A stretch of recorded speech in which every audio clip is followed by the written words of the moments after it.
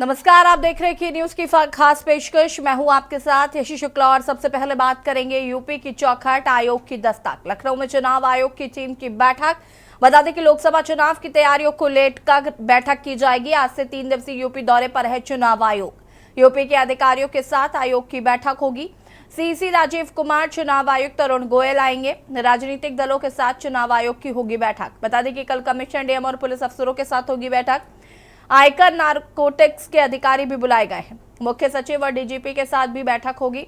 दौरे के तीसरे दिन प्रेस कॉन्फ्रेंस करेगा चुनाव आयोग। प्रदेश में लोकसभा चुनाव की तैयारियों की समीक्षा के लिए भारत निर्वाचन आयोग की टीम आज से 3 दिवसीय दौरे पर लखनऊ बैठक होगी और बैठक में शाम 5 बजे से 7 बजे के बीच प्रमुख राजनीतिक दलों के प्रतिनिधियों के साथ बैठक कर चुनाव तैयारियों पर उनके सुझाव व शिकायतें ली जाएंगी। आयोग पहले दिन राजनीतिक दलों के साथ योजना भवन में समीक्षा करेगा। दूसरे दिन विधान भवन स्थित तिलक हॉल में मंडलायुक्त, डीएम व पुलिस के वरिष्ठ अधिकारियों के साथ बैठक होगी। मार्च के दूसरे हफ्ते में ही चुनाव की अधिसूचना जारी होने की उम्मीद है। 1 मार्च को आयोग की टीम दोनों पालियों में प्रदेश के अलग अलग मंडलों के अधिकारियों के साथ समीक्षा करेगी। सुबह 8 व दोपहर में शेष 10 मंडलों के अधिकारियों के साथ चुनाव तैयारियों को परखेगा। उनमें जिलाधिकारी, पुलिस अधीक्षक, पुलिस आयुक्त, मंडलायुक्त, पुलिस महानिरीक्षक शामिल होंगे।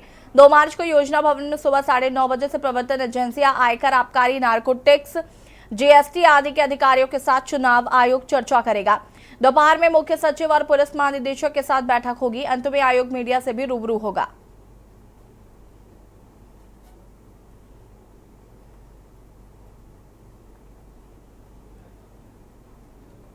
आज से 3 दिवसीय यूपी दौरे पर चुनाव आयोग।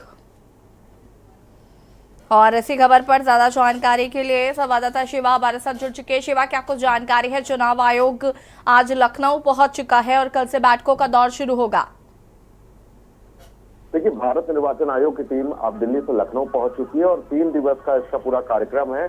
जैसे ही लखनऊ निर्वाचन आयोग की टीम पहुंची है, वैसे ही उसने जो योजना भवन का जो सभागार था, जो निर्वाचन सभागार, उसका उद्घाटन किया है। और अभी तकरीबन 6:30 बजे कांग्रेस का जो प्रतिनिधिमंडल है वो चुनाव आयोग के अफसरों से वार्ता करेगा और अपनी बात रखेगा।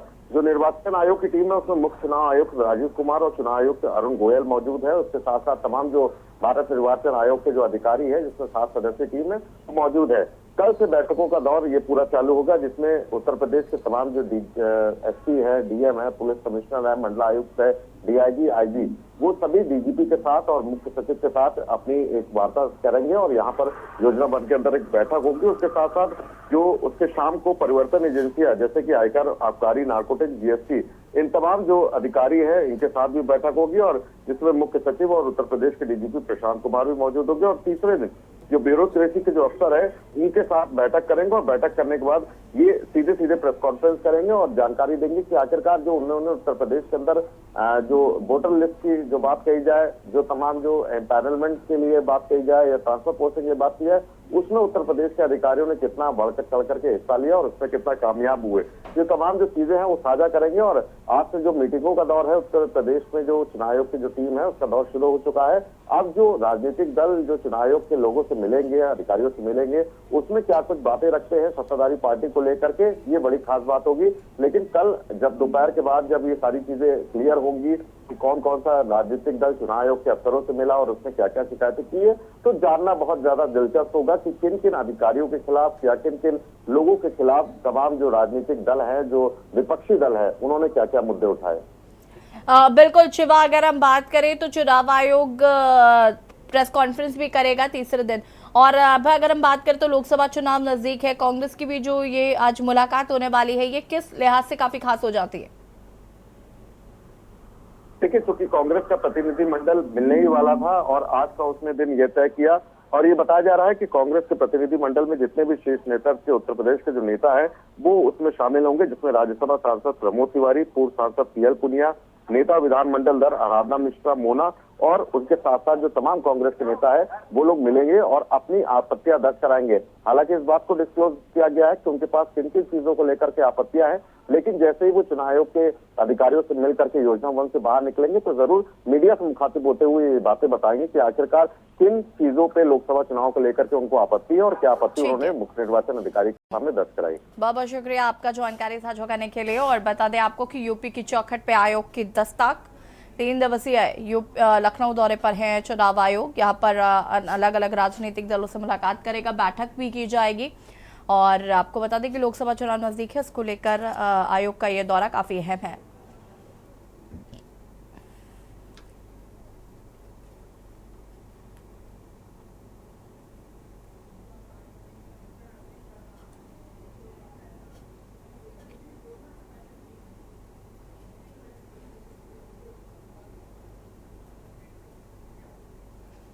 और अब बात करेंगे मिशन 80 पर काम, सीटों का ऐलान। लोकसभा चुनाव की तैयारियों में जुटी भारतीय जनता पार्टी यूपी की 14 सीटों पर अपने प्रत्याशियों के नामों का ऐलान कर सकती है। बीजेपी की ये पहली सूची आज भी आ सकती है। दिल्ली में आज केंद्रीय चुनाव समिति की बैठक है। इस बैठक में सीएम योगी आदित्यनाथ, प्रदेश अध्यक्ष भूपेन्द्र चौधरी, डिप्टी सीएम केशव प्रसाद मौर्य भी शामिल होंगे। बैठक में 14 सीटों पर उम्मीदवारों के नामों पर फाइनल मुहर लग सकती है। यूपी में बीजेपी ने सभी 80 सीटों को जीतने का लक्ष्य रखा है। ऐसे में पार्टी ने जिताऊ उम्मीदवारों पर ही दाव लगाने की रणनीति तैयार की है, जिसके लिए पहले से ही तैयारी शुरू हो गई थी। इसी तहत बीजेपी सबसे पहले हारी हुई 14 सीटों पर सबसे पहले प्रत्याशी घोषित कर सकती है। माना जा रहा है कि इनमें से कुछ सीटें बीजेपी अपने सहयोगियों को भी दे सकती है। बीजेपी आज जिन 14 हारी हुई सीटों पर अपने प्रत्याशियों का ऐलान कर सकती है, वो सीटें गाजीपुर, घोसी, नगीना, सहारनपुर, बिजनौर, अमरोहा, श्रावस्ती, अम्बेडकर नगर, लालगंज, जौनपुर, मैनपुरी, मुरादाबाद, संभल और रायबरेली शामिल है। पार्टी ने हर सीट पर 3-3 नामों का पैनल सौंपा है। इन सीटों पर बीजेपी को 2019 के चुनाव में हार का सामना करना पड़ा था। हालांकि इस लिस्ट में रामपुर और आजमगढ़ का नाम भी शामिल है, लेकिन उपचुनाव में इन दोनों सीटों पर बीजेपी को जीत मिली थी। हारी हुई सीटों के अलावा बीजेपी की सूची में वाराणसी और लखनऊ जैसी सीटें भी शामिल हो सकती हैं, जहां से प्रधानमंत्री नरेंद्र मोदी और रक्षा मंत्री राजनाथ सिंह का चुनाव लड़ना तय माना जा रहा है। बीजेपी ने यूपी में मिशन 80 के लक्ष्य रखा है। ऐसे में सभी वर्गों को साधने के लिए रणनीति बनाई जा रही। पिछले दिनों हुई बैठक में बीजेपी ने ग्राम यात्रा अभियान के जरिए सभी गांवों से संपर्क किए जाने का प्लान बनाया था। इसके तहत सरकार के मंत्री गांवों में प्रवास कर रहे हैं।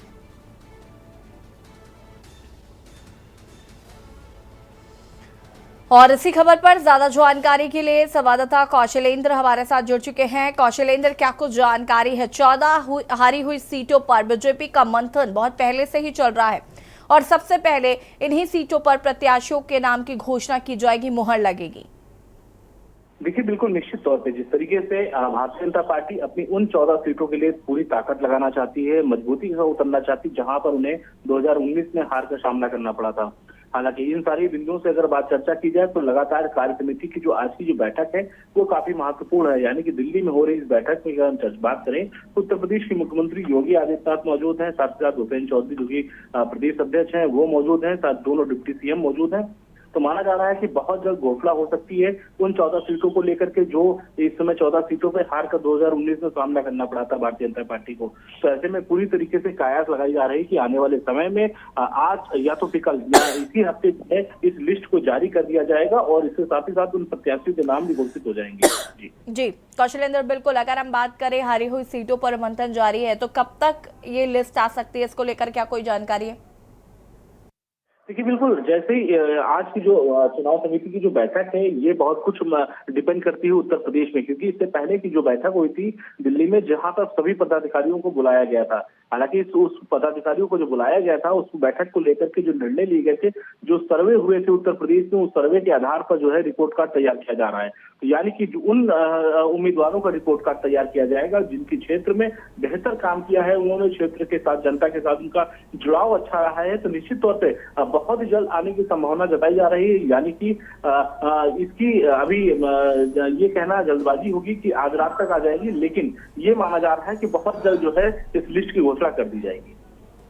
बहुत बहुत शुक्रिया कौशलेंद्र तमाम जानकारी साझा करने के लिए। और बता दें कि अमरोहा, घोसी, नगीना जैसी सीटों पर मंथन जारी है। अमरोहा, श्रावस्ती, अम्बेडकर नगर, लालगंज, जौनपुर, मैनपुरी, मुरादाबाद, संभल, रायबरेली सीट शामिल।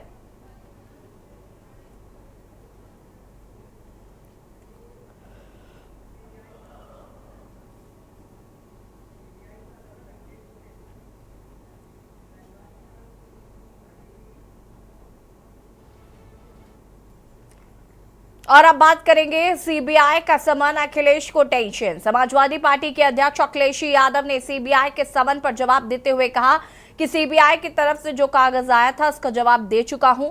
वहीं सपा के इंडी गठबंधन की मजबूती से डर गई है, से ये सब ताना बाना बुना जा रहा है। समाजवादी पार्टी के अध्यक्ष अखिलेश यादव ने एक प्रेस कॉन्फ्रेंस करके बता दिया है कि सीबीआई की बतौर गवाह पेशी के लिए आए समन का उन्होंने जवाब दिया है।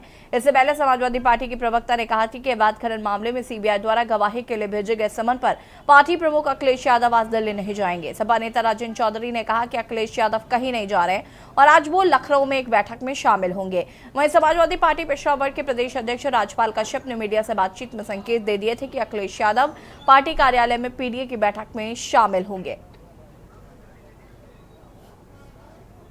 आपने लखनऊ में सुनवाई की मांग पत्रकार साथियों, मुझसे बेहतर आप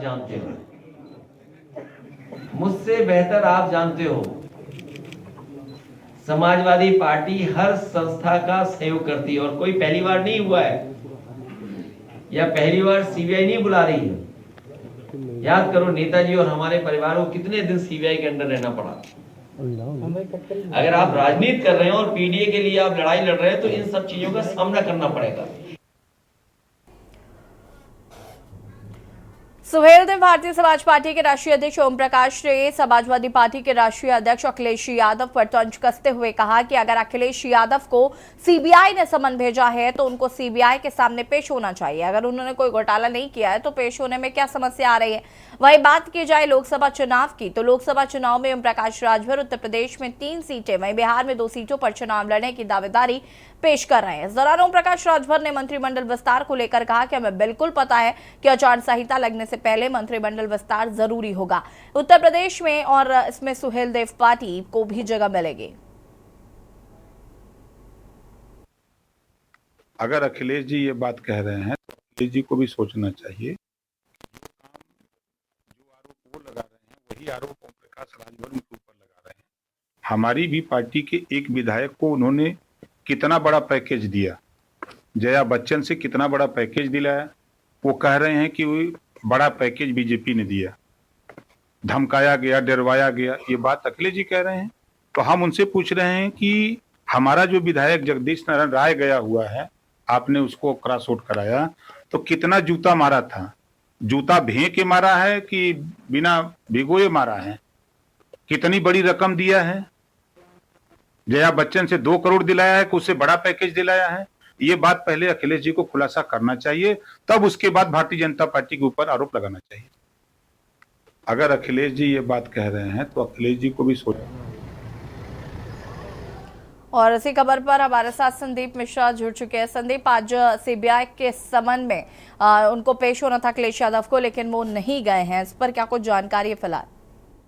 देखिए, बिल्कुल निश्चित तौर पे जिस तरीके से सीबीआई ने केस दर्ज किया था उसके बाद सबको बुलाया गया था कोर्ट में, लेकिन अखिलेश यादव ने जाने से इनकार कर दिया, नहीं पहुंचे। और इसके साथ साथ अब लगातार जिस तरीके से चर्चाएं चल रही हैं कि आखिर किस तरीके से उत्तर प्रदेश में अखिलेश यादव ने जो मना किया, सीबीआई जांच हुई थी जिसमें 2018 में जो खनन घोटाला था, उस घोटाले को लेकर के जो चर्चाएं चल रही थी, अगर उनकी बात करते हैं तो उसी कड़ी को लेकर के समन पहुंचा था।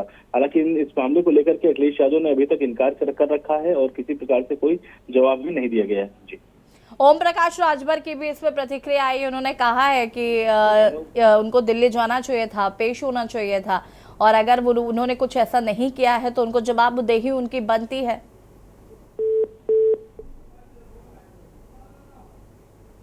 ठीक है सर,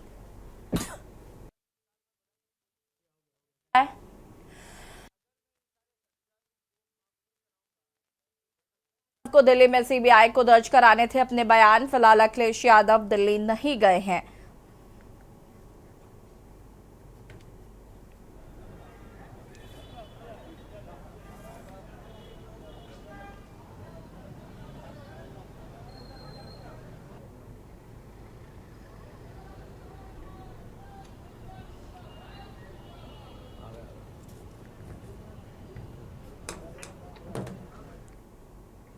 और अब बात करेंगे कहां है जयप्रदा। फिल्म अभिनेत्री और पूर्व सांसद जयप्रदा को इलाहाबाद हाई कोर्ट से झटका लगा है। आदर्श चुनाव आचार संहिता के उल्लंघन के मामले में रामपुर के सेशन कोर्ट से जारी गैर जमानती वारंट को रद्द करने की मांग वाली याचिका को हाईकोर्ट ने खारिज कर दिया है। उनके ऊपर 2019 लोकसभा चुनाव के दौरान भड़काऊ भाषण देने का मामला दर्ज किया गया था। ट्रायल कोर्ट ने अदालत में पेश न होने पर उनको गिरफ्तार कर कोर्ट में पेश करने का आदेश जारी किया था। इसके खिलाफ जयप्रदा ने इलाहाबाद हाईकोर्ट का दरवाजा खटखटाया था। स्वार और केमरी थाने में लोकसभा चुनाव के दौरान पूर्व सांसद जयप्रदा के खिलाफ आचार संहिता के उल्लंघन के मामले में 2019 में 2 केस दर्ज किए गए थे। दोनों मामले कोर्ट में विचाराधीन है। स्वार में दर्ज एक मामले में अभियोजन की गवाही पूरी हो चुकी है और पूर्व सांसद को अपने बयान दर्ज कराने वो बयान दर्ज कराने के लिए कोर्ट नहीं पहुंची। केमरी थाने में दर्ज आचार संहिता उल्लंघन के अन्य मामले में अभियोजन की गवाही चल रही है। इसमें भी पूर्व सांसद कोर्ट नहीं पहुंच रही है। कोर्ट लगातार दोनों मामलों में गिरफ्तारी वारंट जारी कर चुकी है। और इसी खबर पर ज्यादा जानकारी के लिए प्रवेश हमारे साथ जुड़ चुके हैं। प्रवेश, क्या कुछ जानकारी है? जयप्रदा की तलाश जारी है, जयप्रदा को फरार घोषित कर दिया गया है और जल्द से जल्द उनकी गिरफ्तारी की बात कोर्ट द्वारा भी कही गई है। बिल्कुल, देखिए सबसे बड़ा सवाल ये खड़ा हो रहा है कि जयप्रदा कहाँ है, क्योंकि पिछले कई दिनों से लगातार जो है कोर्ट उनको तारीख पे बुलाने के लिए समन भेज रहा है, लेकिन जयप्रदा पहुंच नहीं रही है। उन्होंने अपनी लीगल टीम के द्वारा जरूर एक जो समन है उसके खिलाफ याचिका डाली थी, जिसमें उन्होंने साफ तौर पर उनकी गिरफ्तारी की रोक की बात कही थी, लेकिन कोर्ट ने सीधे तौर पर वो याचिका को खारिज कर दिया है और उनका कहना है कि उनको कोर्ट के समक्ष पेश होना होगा।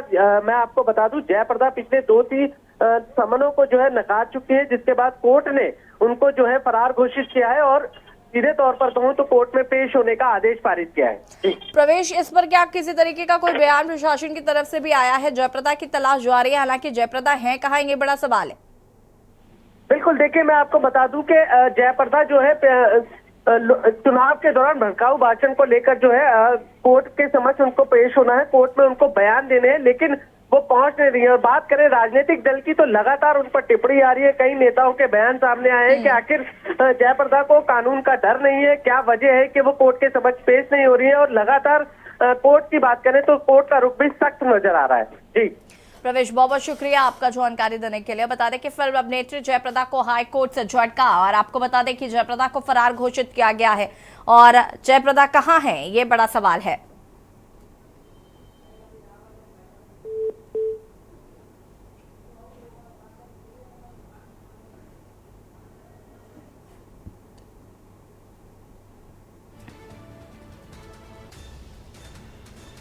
गैर जमानती वारंट रद्द करने की याचिका को खारिज किया गया।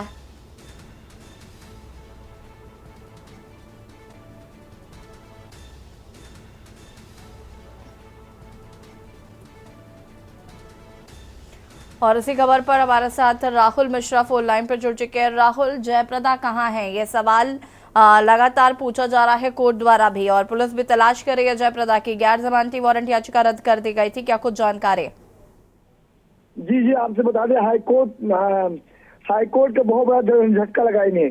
जो फिल्म अभिनेत्री है जयप्रदा को हाईकोर्ट का झटका, गैर जमानती वारंट रद्द करने की याचिका खारिज हो चुकी है और इसमें कहीं न कहीं जो जयप्रदा है उनपे कहीं गाज गिरने की उम्मीद है, क्योंकि हाईकोर्ट जो है जो सर्वोपरि माना गया है और उसकी जो अवहेलना कर रही है, इससे इनके ऊपर कार्रवाई सख्त हो सकती है। जी ठीक है राहुल, शुक्रिया आपका जानकारी साझा करने के लिए। फिल्म अभिनेत्री जयप्रदा की तलाश जारी, फरार घोषित किया हाईकोर्ट ने जयप्रदा को। गैर जमानती वारंट रद्द करने की याचिका भी खारिज। और अब बात करेंगे दोस्त बने कार छीन लिया लाल। ग्रेटर नोएडा के नामी यूनिवर्सिटी में पढ़ रहे अमरोहा जनपद के गजरौला निवासी छात्र यश मित्तल की 26 फरवरी को गजरौला में गला दबाकर हत्या कर दी गई थी। छात्र की हत्या गला दबाकर उसके सहपाठियों द्वारा उस समय की गई जब एक शराब पार्टी के दौरान हत्या आरोपितों की छात्र के साथ कहासुनी हुई। उसके बाद बाकायदा 6 फीट गहरे गड्ढे में शव को दफना दिया गया। हत्या आरोपितों द्वारा मृतक छात्र के परिजनों को फिरौती के लिए भी फोन किया गया।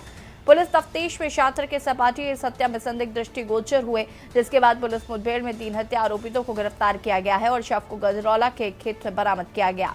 अभी एक हत्या आरोपित की तलाश जारी है।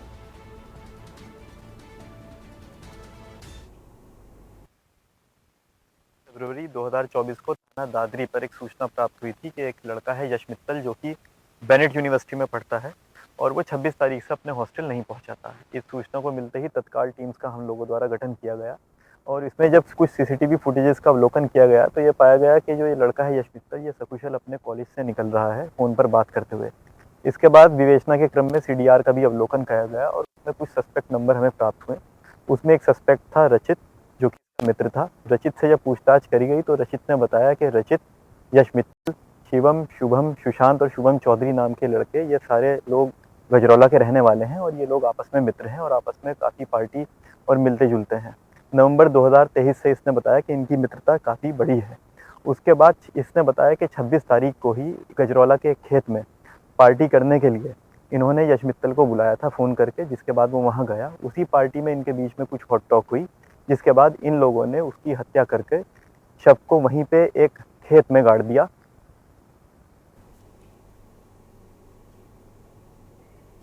और इसी खबर पर ज्यादा जानकारी के लिए संवाददाता मुनेंद्र हमारे साथ जुड़ चुके हैं। मुनेंद्र, क्या कुछ जानकारी इस पूरे मामले में अभी अपडेट किया है फिलहाल? जी बिल्कुल बताना चाहूंगा कि यश मित्तल हत्याकांड में अभी तक पुलिस ने 3 आरोपितों को गिरफ्तार किया है, जो कि कल रात मुठभेड़ में गिरफ्तारी हुई थी। अभी चौथे हत्या आरोपी की पुलिस तलाश कर रही है और बहुत जल्दी उम्मीद जताई जा रही है कि उसको भी पुलिस पकड़ लेगी। लेकिन पूरा मामला जो है बेसिकली एक तरीके से दोस्ती के साथ साथ, दोस्ती में जो विश्वासघात है उसके साथ साथ एक बड़ा मामला ये भी है कि जो अभिभावक अपने बच्चों को इन बड़ी यूनिवर्सिटी में पढ़ने के लिए देते हैं, क्या वो वहाँ के माहौल को चेक करते हैं कि वहाँ का वातावरण किस तरीके का है और उनके बच्चे को किस तरीके की संगत वहाँ पर मिल रही है। अगर इसको पहले से ही ठीक से चेक किया जाता तो हो सकता है कि आज ये इतनी बड़ी घटना नहीं होती। ठीक है मुनंद, बहुत शुक्रिया आपका तमाम जानकारी के लिए। आरोपी पार्टी के बहाने छात्र को लेकर गए और उसके बाद हत्या कर दी और खुद ही गड्ढा खोदकर उसे गाड़ दिया।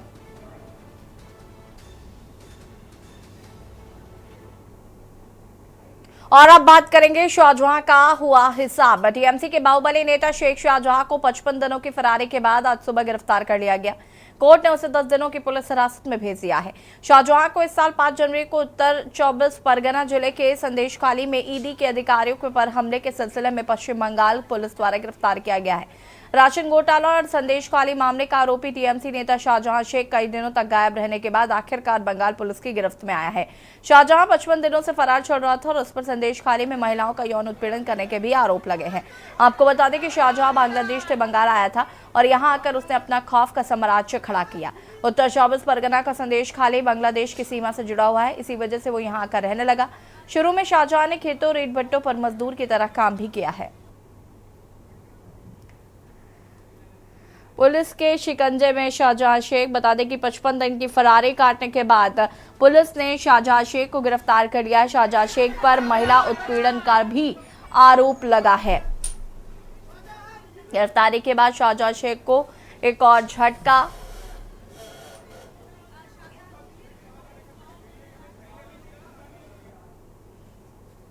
और इसी बीच आपको खबर एटा से बता देते हैं। एटा से खबर, जहां पर खेल खेल में बच्चे से चालू हुआ ट्रैक्टर। मां और नानी के ऊपर चढ़ा बेकाबू ट्रैक्टर। मां की हुई दर्दनाक मौत, नानी गंभीर रूप से घायल। नानी की गंभीर हालत देखते हुए उन्हें हायर सेंटर रेफर किया गया है। मां की दर्दनाक मौत, नानी गंभीर रूप से घायल। नानी की गंभीर हालत देखते हुए हायर सेंटर किया गया रेफर।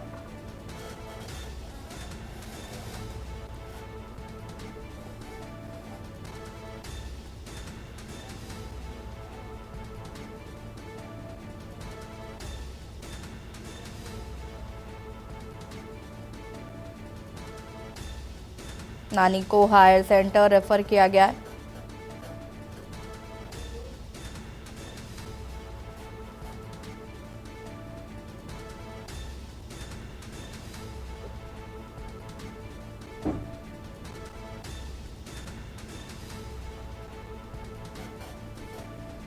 मां की दर्दनाक मौत, नानी गंभीर रूप से घायल।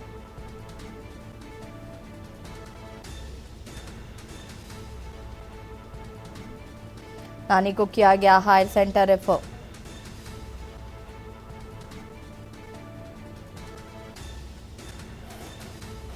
नानी को हायर सेंटर रेफर किया गया।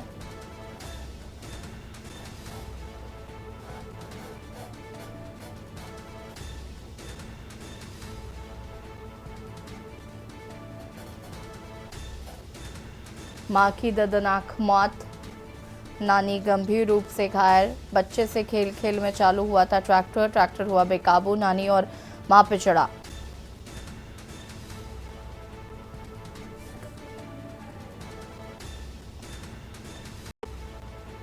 मां की हुई दर्दनाक मौत, नानी की हालत गंभीर।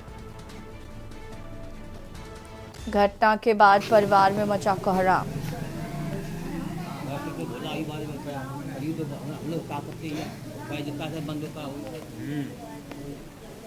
एटा से खबर, जहां पर खेल खेल में बच्चे से चालू हुआ ट्रैक्टर, मां और नानी के ऊपर चढ़ा।